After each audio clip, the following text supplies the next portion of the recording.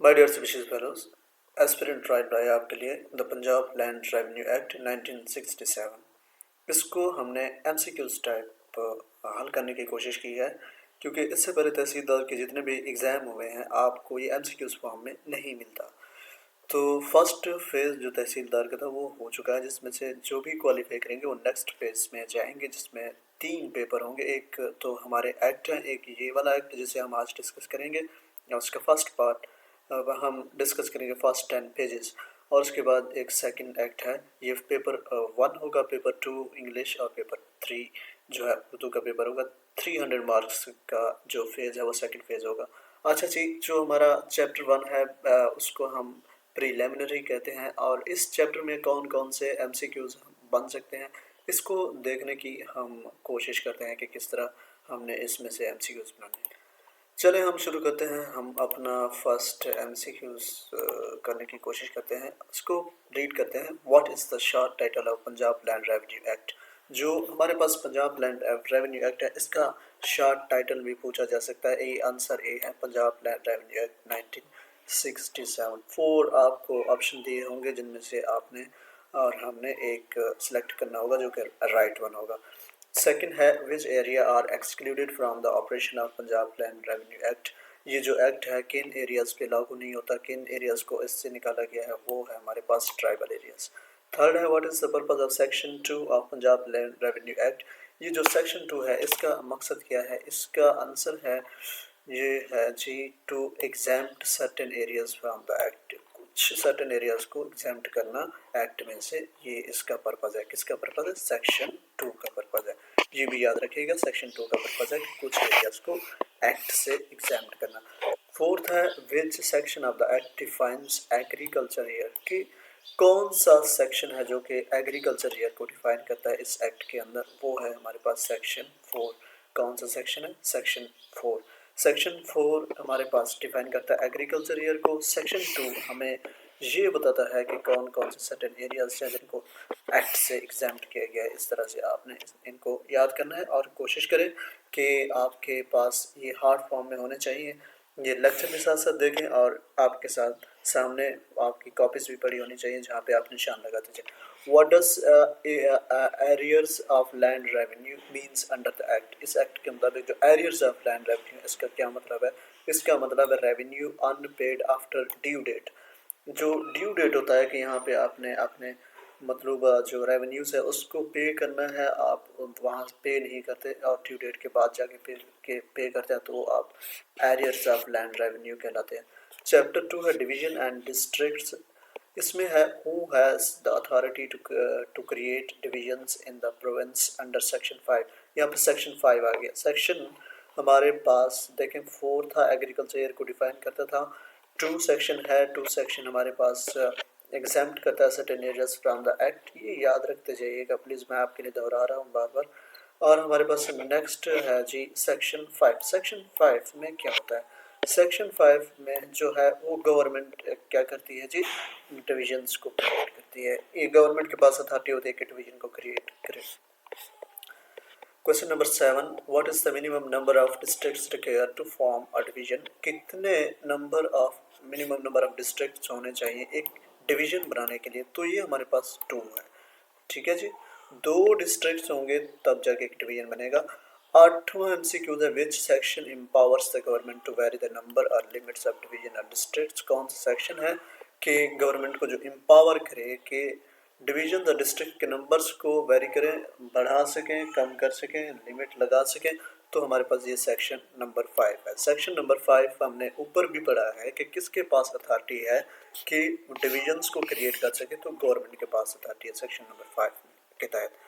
अब हमारे पास नेक्स्ट क्वेश्चन है, what is the primary role of tehsil under the act के मुताबिक तहसील का जो प्राइमरी रोल है कि मैनेज लोकल रेवेन्यू एडमिनिस्ट्रेशन। ये तहसीलदार का प्राइमरी रोल है, लोकल रेवेन्यू एडमिनिस्ट्रेशन को मैनेज करना। 10वें नंबर पे who is responsible for dividing district into सब डिविजन्स। कौन जिम्मेदार होता है डिस्ट्रिक्ट को सब डिवीजन में तकसीम करने के लिए? तो ये भी जिम्मेदारी होती है गवर्नमेंट की। पहले नंबर पे सेक्शन 5 के तहत गवर्नमेंट की ये भी जिम्मेदारी थी कि वो डिवीजन या डिस्ट्रिक्ट को क्रिएट कर सकता था। अब यहाँ पे भी हमारे पास गवर्नमेंट की ही रिस्पॉन्सिबल है कि वो डिस्ट्रिक्ट से सब डिवीज़न बनाए। आगे हमारे पास चैप्टर नंबर 3 है appointment and power of revenue officer. साथ साथ देखते जाएं प्लीज़। हमारे पास 1-1 है which section of the act deals with the appointment of commissioner and collector. ये सेक्शन 8 है। सेक्शन 8 हमारे पास डील करता है कमिश्नर्स और कलेक्टर्स की अपॉइंटमेंट को। तबीयत थोड़ी खराब, साथ रहिएगा। 12वें नंबर पे who appoints additional commissioners and additional collectors. कौन एडिशनल कमिश्नर्स और एडिशनल कलेक्टर्स को अपॉइंट करता है? तो ये भी जिम्मेदारी किसकी है? गवर्नमेंट की है। 13वें नंबर पे what is the role of assistant commissioner under act. Assistant commissioner का क्या काम है इस एक्ट के तहत? To assess the collector to in revenue administration. Assistant commissioner क्या करेगा? कलेक्टर की मदद करेगा रेवेन्यू एडमिनिस्ट्रेशन के लिए। 4 नंबर पे है which section of the act deals with the appointment of tehsildars. कौन सा सेक्शन है? वो सेक्शन नंबर 11 है। सेक्शन नंबर 11 क्या करेगा? जो अपॉइंटमेंट ऑफ तहसीलदार है उसके साथ डील करेगा। What is the primary duty of tehsildar? क्या है जी? To manage local revenue administration. Okay, पहले भी रिपीट उसका। चैप्टर नंबर IV इसमें procedure of revenue officer. Which section of the act deals with the subordination of revenue officer. ये section number 19 है। ये सेक्शन नंबर कौन सा है? 19 है। अगर नेक्स्ट क्वेश्चन है what is the purpose of section 20 of the act. ये पर्पस है to regulate the procedure of revenue officer. What is the purpose of section 20 of the act. ये सेक्शन है। सेक्शन, हर सेक्शन के बारे में आपको पता होना चाहिए कौन सा सेक्शन कौन से काम को, उसका मकसद क्या है, कौन किस तरह वो काम करता है। तो 18 है who can appear before a revenue officer under section 21। कौन parties themselves are authorized agents. ये अपेयर हो सकते हैं रेवेन्यू ऑफिसर के दरमियान किस सेक्शन के तहत? सेक्शन 21 के तहत। सेक्शन 20। 19 है what is the penalty for failing to comply with summon under section 35। क्या जी, क्या सज़ा होगी? Fine not exceeding 500। 500 रुपये से ज़्यादा का फाइन नहीं लगेगा। ये पेनल्टी है, ये सज़ा है, जुर्माना है।